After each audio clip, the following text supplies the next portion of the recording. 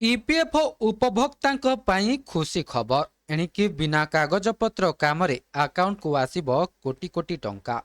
ତେବେ କ'ଣ ରହିଛି ସମ୍ପୂର୍ଣ୍ଣ ଅପଡେଟ୍ ଆସନ୍ତୁ ଜାଣିବା। ତା ପୂର୍ବରୁ ଚ୍ୟାନେଲରେ ନୂଆ ଥିଲେ ଚ୍ୟାନେଲଟିକୁ ସବସ୍କ୍ରାଇବ୍ କରି ରଖନ୍ତୁ ଏମିତି ଗୁରୁତ୍ୱପୂର୍ଣ୍ଣ ଅପଡେଟ୍ ସବୁଠୁ ପ୍ରଥମେ ପାଇବା ପାଇଁ। ଶ୍ରମ ମନ୍ତ୍ରାଳୟ କର୍ମଚାରୀ ଭବିଷ୍ୟନିଧି ପାଣ୍ଠି ଯଥା ଇପିଏଫ୍ ସମ୍ପର୍କରେ ଏକ ଗୁରୁତ୍ୱପୂର୍ଣ୍ଣ ନିଷ୍ପତ୍ତି ନେଇଛି। ଏହି ନିଷ୍ପତ୍ତି ଲକ୍ଷ ଲକ୍ଷ ଆକାଉଣ୍ଟଧାରୀଙ୍କ ସମସ୍ୟା ଦୂର କରିବ। ସୂତ୍ର ଅନୁଯାୟୀ 1000 କିମ୍ବା ତାଠାରୁ କମ୍ ଜମା ଥିବା ନିଷ୍କ୍ରିୟ ଆକାଉଣ୍ଟଗୁଡ଼ିକୁ କୌଣସି କାଗଜପତ୍ର ବିନା ଫେରସ୍ତ କରାଯାଇପାରିବ। ଆକାଉଣ୍ଟଧାରୀଙ୍କୁ ଏହି ଟଙ୍କା ଉଠାଇବା ପାଇଁ ଆବେଦନ ଦାଖଲ କରିବାକୁ ପଡ଼ିବ ନାହିଁ। ଇପିଏଫ୍ ସ୍ୱୟଂଚାଳିତ ଭାବରେ ସେମାନଙ୍କ ବ୍ୟାଙ୍କ ଆକାଉଣ୍ଟକୁ ପାଣ୍ଠି ସ୍ଥାନାନ୍ତରିତ କରିବ। ତେବେ କୌଣସି କାଗଜପତ୍ର ବିନା ରାଶି ଆକାଉଣ୍ଟକୁ ସ୍ଥାନାନ୍ତରିତ ହେବ। ଉଲ୍ଲେଖନୀୟ ଯେ ମୋଟ 31 ଲକ୍ଷ ନିଷ୍କ୍ରିୟ ଆକାଉଣ୍ଟ ମଧ୍ୟରୁ 6 ଲକ୍ଷ ଆକାଉଣ୍ଟ ଆଧାର ସହିତ ଲିଙ୍କ ହୋଇଛି ଏବଂ ସେମାନଙ୍କର ଜମା 1000ରୁ କମ୍ ଅଛି। ଇପିଏଫ୍ ତୁରନ୍ତ ଏହି ଆକାଉଣ୍ଟଗୁଡ଼ିକରେ ପାଣ୍ଠି ଜମା କରିବ।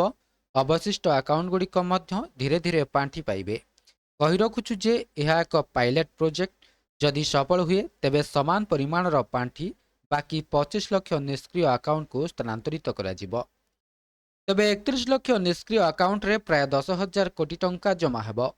ଯଦି ଏକ ଇପିଏଫ୍ ଆକାଉଣ୍ଟରେ 3 ବର୍ଷ ଧରି କୌଣସି କାର୍ଯ୍ୟକଳାପ ନ ହୁଏ ତେବେ ଏହାକୁ ନିଷ୍କ୍ରିୟ ବୋଲି ବିବେଚନା କରାଯାଏ। ସମସ୍ତ 31 ଲକ୍ଷ ନିଷ୍କ୍ରିୟ ଆକାଉଣ୍ଟରେ ପ୍ରାୟ 10,000 କୋଟି ଟଙ୍କା ଜମା ହୋଇଥିବା ବେଳେ ଏହି 6 ଲକ୍ଷ ଆକାଉଣ୍ଟରେ ପ୍ରାୟ 600 କୋଟି ଟଙ୍କା ଜମା ହୋଇଛି।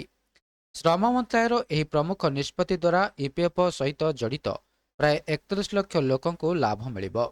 ସେମାନେ ଏବେ କୌଣସି କାଗଜପତ୍ର କିମ୍ବା ଅଫିସ ପରିଦର୍ଶନ ବିନା ସହଜରେ ସେମାନଙ୍କର ପାଣ୍ଠି ପାଇପାରିବେ।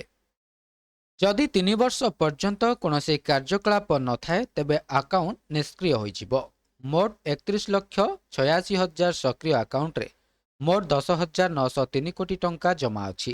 ପ୍ରାୟ 7 ଲକ୍ଷ 11 ହଜାର ଆକାଉଣ୍ଟରେ ମୋଟ 30.52 କୋଟି ଟଙ୍କା ଜମା ଅଛି, ଯେଉଁଥିରେ ଜମା ପରିମାଣ 1,000 ଟଙ୍କା ପର୍ଯ୍ୟନ୍ତ କମ୍ ରହିଛି।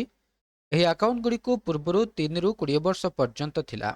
ଅର୍ଥାତ୍ ଯଦି ଗତ 3 ବର୍ଷ ଧରି ଏହି ଆକାଉଣ୍ଟଗୁଡ଼ିକରେ କୌଣସି କାର୍ଯ୍ୟକଳାପ ହୋଇନାହିଁ ତେବେ ସେଗୁଡ଼ିକୁ ନିଷ୍କ୍ରିୟ ବୋଲି ବିବେଚନା କରାଯିବ। ତେବେ ଏହା ଥିଲା ସମ୍ପୂର୍ଣ୍ଣ ଅପଡେଟ୍ଟି।